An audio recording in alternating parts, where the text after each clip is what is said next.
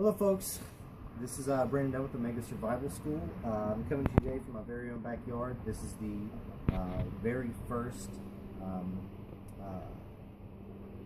part of the backyard bushcraft series, the very first episode.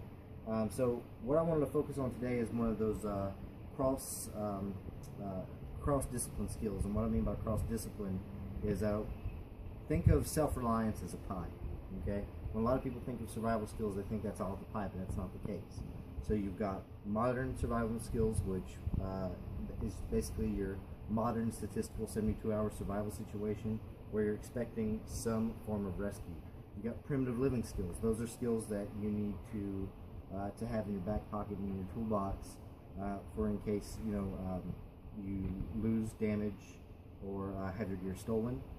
So if you're without gear, you can reproduce it or manage to survive in that way.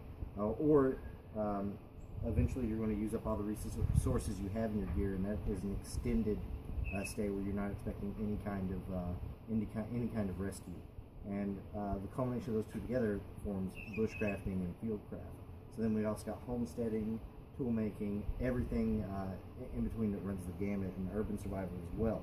So one of the core principles that I think we needed to start out with was how to actually make a good fire, because fire is the bedrock of just about everything. You're going to need it to cook. You're going to need sanitized water, which is actually going to be your #1 priority. It's a good psychological boost, good for signal, all right, great for keeping predators at bay, and it is a tool in and of itself. And to make a lot of the other things you're going to need to make for a survival situation, you need fire. So I wanted to focus on that a little bit. Now, if you'll see some of the things I have, preparation is key when it comes to fire making. Now, what do I mean by that? I mean, you need to already have your fuel ready to go. That's why I have these different size sticks laid in front of me. You need to have something to make a tinder bundle with, which is why I have all this cedar bark, and I also have some shavings off of some fat wood to give us a little bit of an advantage, because just about everything's wet out here. So here's the big takeaway, okay? You can do everything right. You can expend the calories and make an awesome fire by friction set, like bow drill, for instance. You can get all that stuff together. You can have your coal, and if you don't have a proper fire nest or tinder bundle, a bird's nest, then you've wasted all that time and energy. All right, so what we're going to do is we're going to teach you how to make a proper bird's nest. So you can light it with a match, a match, a lighter, a ferro rod, another fire. You always want to have enough material to make 2 bird's nests. Now, the reason I say that is you want to make a bird's nest, and then that's going to be your what you're going to use to make fire. Then you want to also have another one ready to go and dry at all times, because in this particular situation, I went out and luckily I was able to find some dry tinder material. But that might not always be the case. So this way you can guarantee you have a dry source of combustion with you at all times if you've already used, like say, your cotton balls or whatever other fire starting you have. In order to prep for fire, you have to have a proper tinder bundle, but you also have to have the good fuel. Okay. So I have varying degrees of fuel here. I have small twigs, which are going to be our initial things. That's what's going to allow our fire to build heat. And once it has the ability to, and the heat needed to burn thicker material, we graduate and move up to a little bit of thicker stuff, until eventually we're throwing pieces on there that are about the thickness of our thumb. All that stuff's wet, so we're going to see how this works out. When you put pieces that are the thickness of your thumb on there, it means you can generally walk away, if it's burning properly, from this fire for about 20 minutes. And not have to tend it. In the meantime, you have to babysit this. This is a child, and this is your lifeblood. Okay, this is literally your life on the line. So now, with all that doom and gloom out of the way, let's talk about this. In this part of the world, we have a lot of different good tinder choices. You can use yucca leaves. Those make fantastic fiber for cordage. They also make great bird's nest. We have a form of juniper out here. That we can use the bark. A lot of Texans call it scrub cedar. So we have, I think, 5 or 6 different species of juniper in this particular bioregion. All of them make fantastic cordage for bird's nest.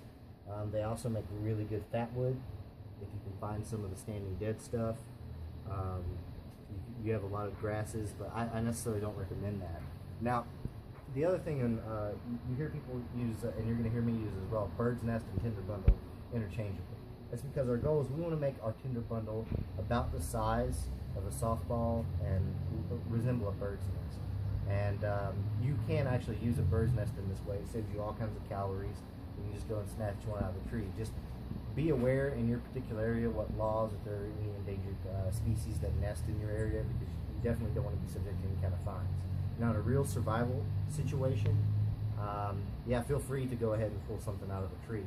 I'll just say, you know, if that happens to be a hawk, an eagle, or something, that's going to be you having to fight off that rage-filled flying death machine. So, you know, that's definitely your decision to make. So what I'm going to do, I'm going to show you a couple ways to process this. Now, what we're after, you have the outer bark and the inner bark. And you see the inner bark is nice and fibrous and light. And so some people, what they'll do is they'll do exactly this, they'll break it. But I found out a different way to go ahead and actually get some of this stuff working. And you notice that I just touched it to my cheek. Well, if you do that and you feel any kind of coldness, that essentially means that this has some dampness in it, and it's going to be a little bit difficult to light, and it might be something that you want to kind of avoid. So what we're going to do is we're going to grab a pretty good amount of this stuff right here.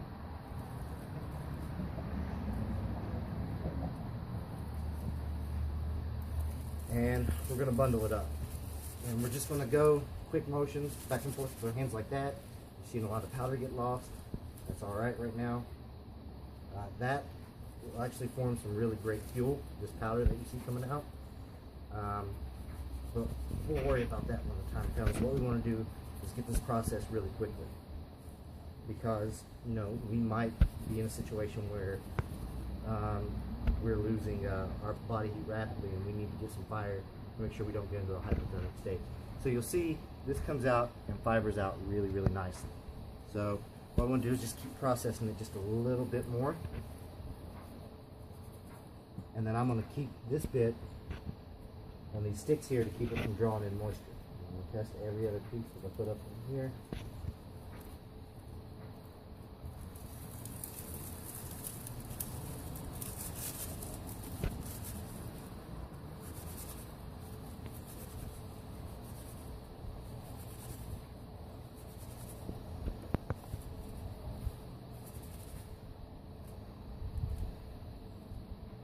And so our goal, what we want to do, like I said, is we want to get a pretty sizable bundle. And then once we get this fire going, we're going to do three things. And this is what I teach in my classes, and this is what you really need to bear in mind.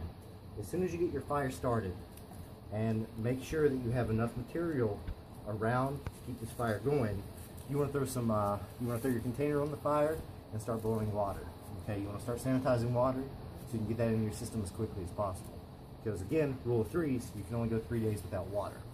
And it's actually less than that if we're under duress, and most of us are already dehydrated anyway. So if we're having a lot of activity, which you will if you're put in a situation like this, it's definitely going to dehydrate you faster. And especially in this time, in this bioregion, depending upon the time of year you're here, you could lose 1 liter per hour just with perspiration and respiration and normal body function. Okay.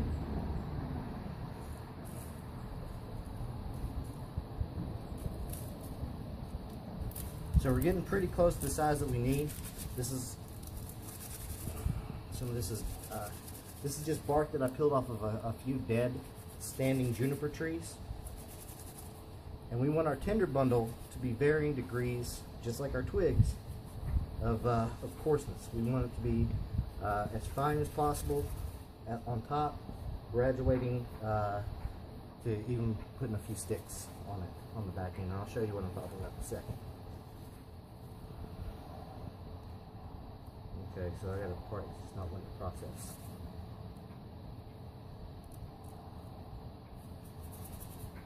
Okay, so okay, it's nice and dry. I'm going to shred this up a little bit more. kind of spread out because we want a lot of surface area. And again, you're going to hear the sound of household chores because this is an honest to goodness backyard bushcraft series. The reason I decided to do it like this is because I really wanted you guys to practice these skills in a comfortable environment for you. Okay, a lot of people I know live several hours away from their nearest wilderness area. Luckily, we have just a few minute drive and we're out in the desert here. So, but not everybody's that lucky. And you know, going out there and spending all that time to drive out to a place like that and then practicing skills that you are not familiar with is really a bad idea because you could get stranded out in that situation. Now, using them here, you're practicing in a controlled environment, and then what I recommend is adding those variables over the course of time until you can do it no matter where you're at. And always go out there and practice, but this is our finished bird's nest. Again, look, about the size of a softball. It looks like a bird's nest has the cavity. Heat rises, so we're going to try and get our coal in here. And what we're going to do is allow that contact area close to here to heat up to that combustion point, anywhere between 800 to 1200 degrees, depending upon the material that we're using. And we just want to take it from there. Okay, guys. So what we're going to do at this point is just go ahead and use our items from our EDC, our keychain kit. I have a video for on the YouTube channel, as well as the how to build along on the Facebook page. We're going to go ahead and try and light this. So normally I wouldn't put it directly on the ground here, but we're going to see what we can do. So we got our ferro rod, and I can use my scraper, my dog tag scraper, but I've got my knife in my pocket, so I'm going to use that instead. This is a nice little gift that I haven't been able to do a review on yet. A little Colt high carbon blade that I took the coating off of. So we'll play with that later and see. Until then, let's see if I can get it. I've not tried sparking with this one yet. I don't know if it's going to. Okay. So we've got our fire going. Remember, heat rises, so we're going to turn it. Okay. Make sure we put our gear up. This is going to burn for a little bit. So now what we're going to do is start putting our little fuel on. So I'm going to throw some of this fat wood on here, because that's fine. It's going to catch. It's going to burn hot for a little bit of time. So it's going to help me knock some of this dampness off these small twigs here.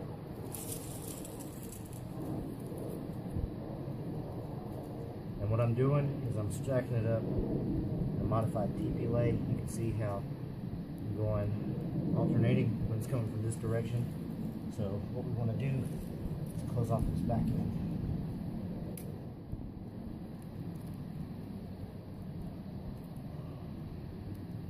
And I don't know if you're close enough to hear some of the moisture coming out these sticks. You hear the popping and the sizzling from the moisture content.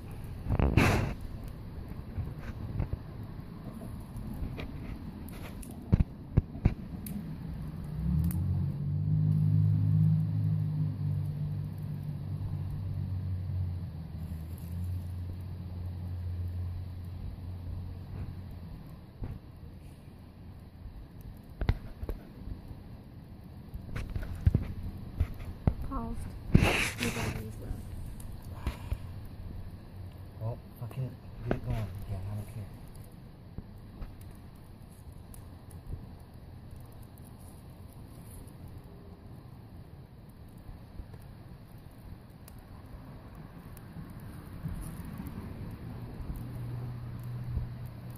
Alright, so now we're going to start shoring this up on the back end, some of our heavier stuff.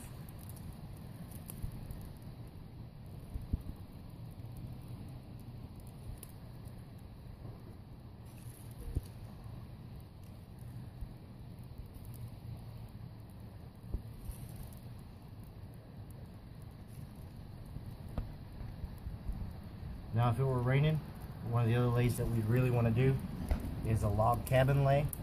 The reason is because you can put some sticks over the top end of your log cabin and keep the moisture from getting down in there. It's starting to get high, so I gotta make sure I don't cinch off my eyebrows when I'm pulling this stuff over here.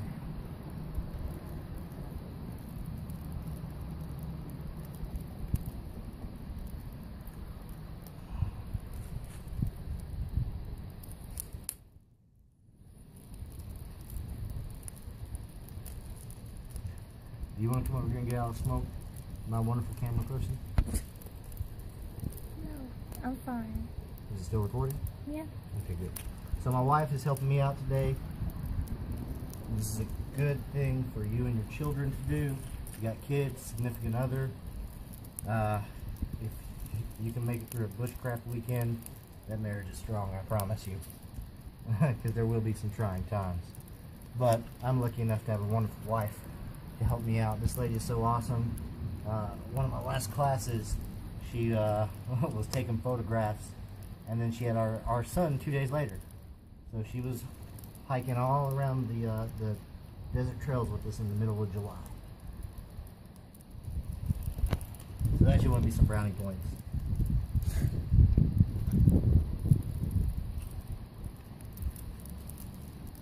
Alright, now you see the way this is smoking is because I got all this wet stuff on here. Okay, so now, yeah, I think we can start trying to put some of these wetter big stuff.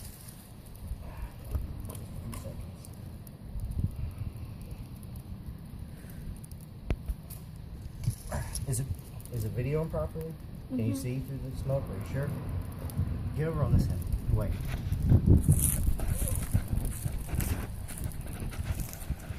Wait. Singed off the arm here.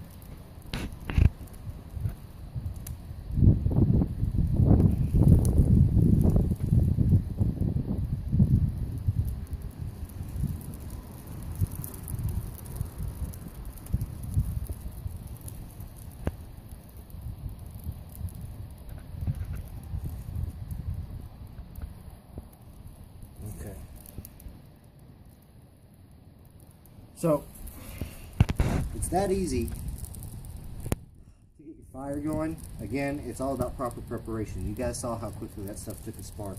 So, make sure at this point in time, what I would do is I would lay some of this down at a safe distance from the fire so it's not going to catch.